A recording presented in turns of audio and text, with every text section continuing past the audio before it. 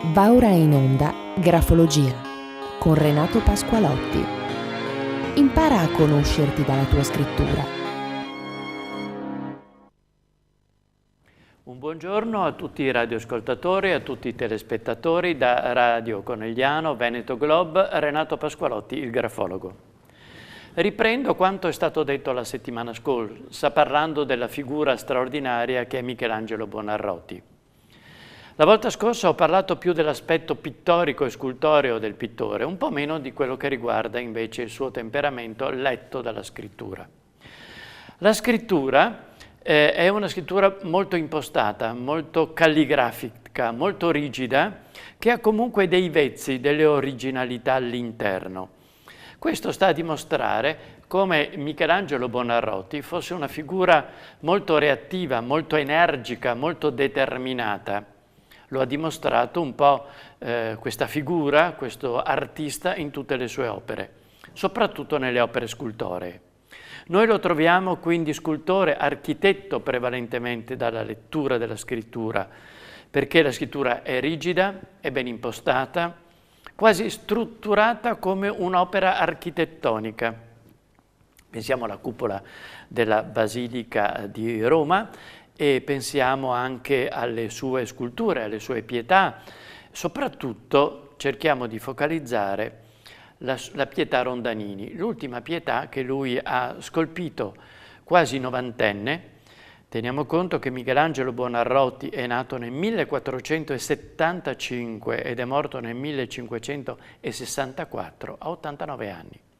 E fino alla vigilia della morte lui era lì a scolpire, quindi pensate anche all'energia fisica, perché scolpire non è come dipingere, ci vuole forza, ci vuole determinazione. Quella straordinaria pietà che è appunto la Pietà Rondanini, che si trova ora al Castello Sforzesco di Milano.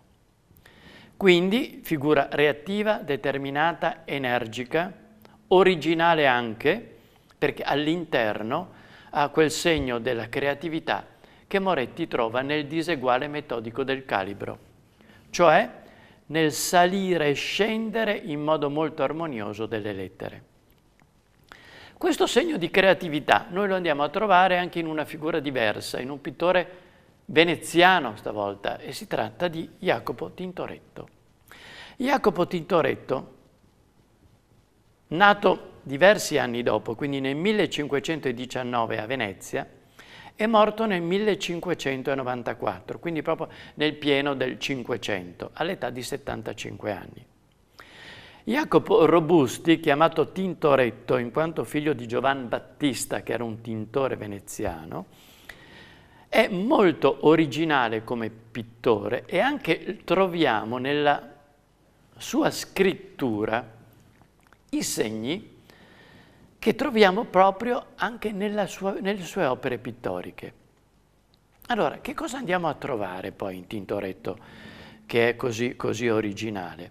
Andiamo a trovare una creatività tutta nuova, che contrastava un po' lo stile degli anni precedenti, dei pittori precedenti, sia in ambito veneziano, immaginiamo il Bellini, pensiamo al Tiziano, ma anche pittori e artisti fiorentini. Teniamo conto che l'artista fiorentino era più portato allo studio dell'anatomia. La pittura allora era una pittura rappresentativa, soprattutto di figura. Il paesaggio era soltanto un complemento pittorico per rappresentare immagini prevalentemente sacre. Se nella pittura di Michelangelo noi troviamo opere scultoree, anatomiche molto possenti, nella pittura invece del Tintoretto troviamo una qualità diversa di pittura, troviamo la luce, troviamo il contrasto fra luci ed ombre, ma ciò che è più originale, troviamo una prospettiva completamente diversa. Quindi le immagini all'interno della sua pittura, della sua rappresentazione, sono esasperate nel primo piano, si allungano con una prospettiva che va molto in profondità, con delle figure in fondo in controluce, perché è un pittore prevalentemente della luce, del chiaroscuro, che troveremo poi in Caravaggio, ma che troviamo anche nei pittori contemporanei. L'originalità di Tintoretto è data anche dalla pennellata, una pennellata più veloce, più dinamica.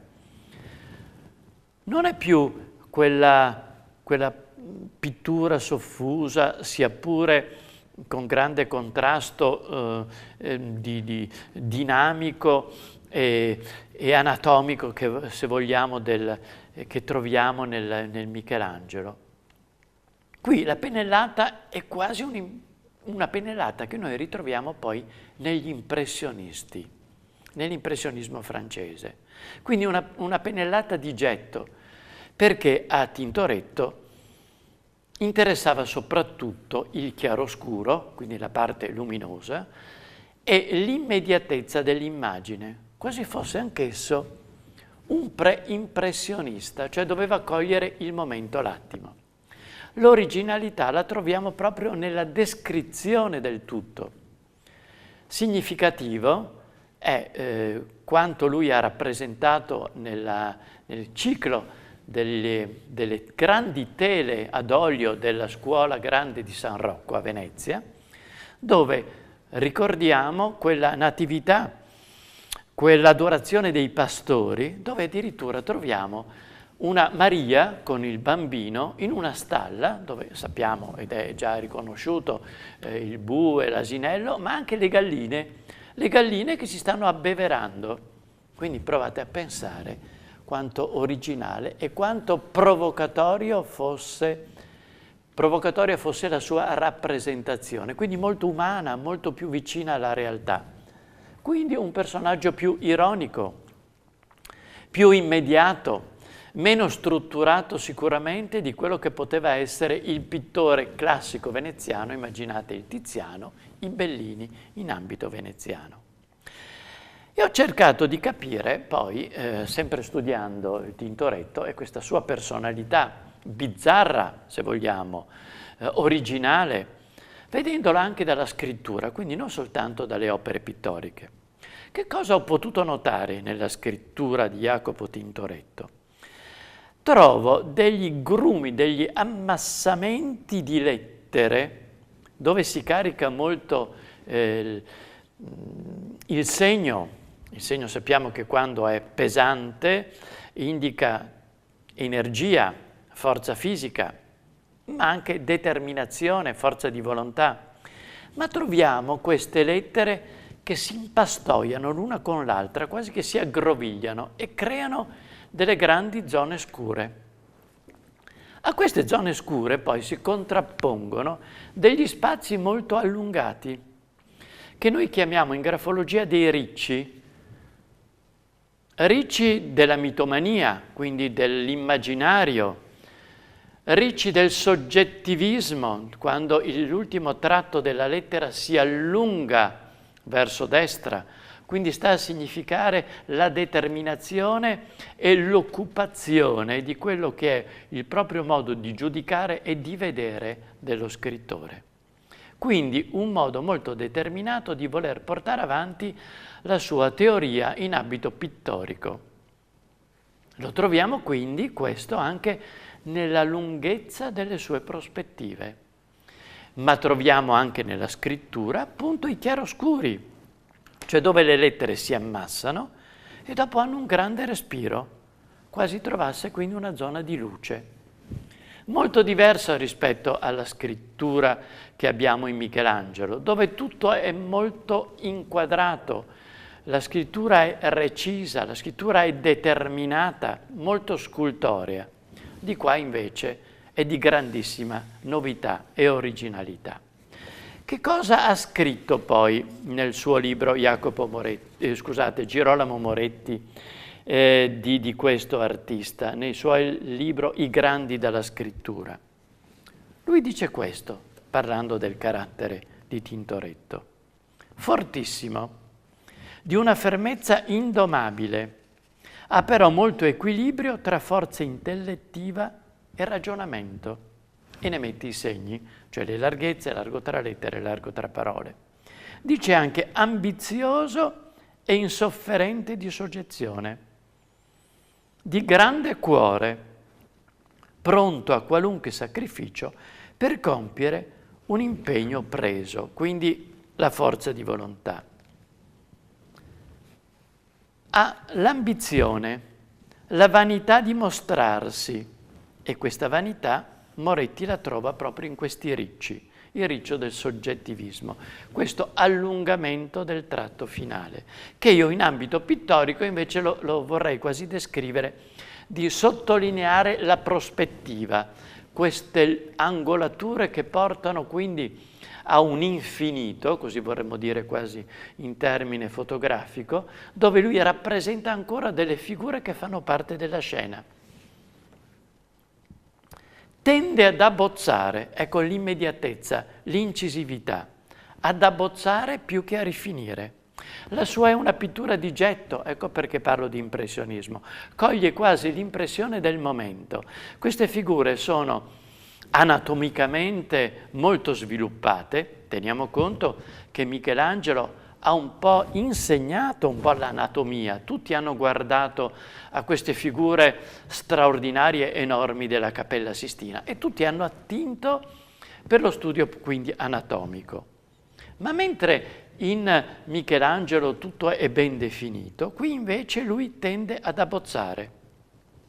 E Moretti parla del segno recisa, cioè quel segno che dall'alto, quindi dalla parte alta della lettera, scende giù verso il basso e si interrompe. Ecco, si tratta appunto del segno recisa, che sta a indicare una persona determinata, che non va molto a cogliere i particolari quando ha l'essenza dei concetti.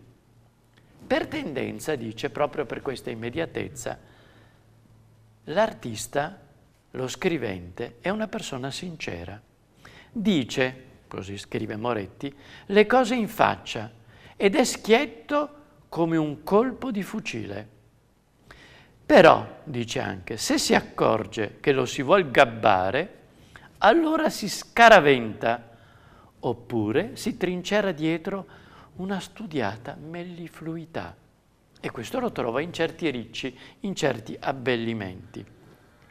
È affettivo, dice, piuttosto rude. Si può fare un piacere, ci gode, ha le qualità del vero amico. Allora, vedete come Girolamo Moretti, pur non entrando nel merito pittorico di Jacopo Tintoretto, descrive in base alla scrittura questo personaggio come dal punto di vista umano molto vicino anche a noi, a questa modernità. Con questo, amici, io vi lascio, ci sentiremo con altro pittore più o meno di quest'epoca la prossima settimana.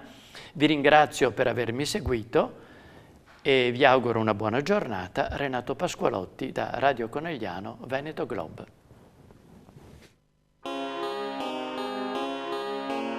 Avete ascoltato Grafologia, un'esclusiva Veneto Globe e RC Radio.